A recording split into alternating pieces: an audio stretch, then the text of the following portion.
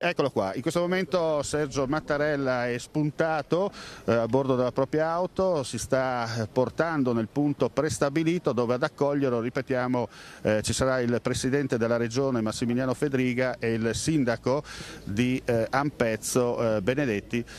Ecco, il capo dello Stato è sceso in questo momento. Sentiamo gli applausi.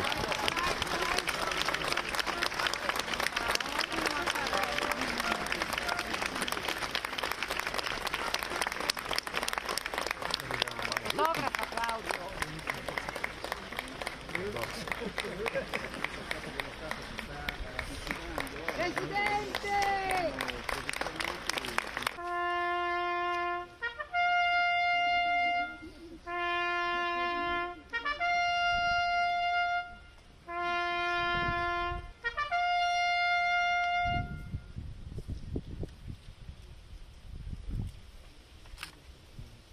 Un'attesa sentita, un applauso scrosciante alternato a un profondo silenzio di riflessione. Questi gli stati d'animo provati da Ampezzo all'arrivo del Presidente della Repubblica Sergio Mattarella, una visita in Friuli in un paesino di montagna dove la resistenza e l'opera dei partigiani fu un simbolo di lotta agli orrori che culminavano in quel lontano ma mai così vicino 1944.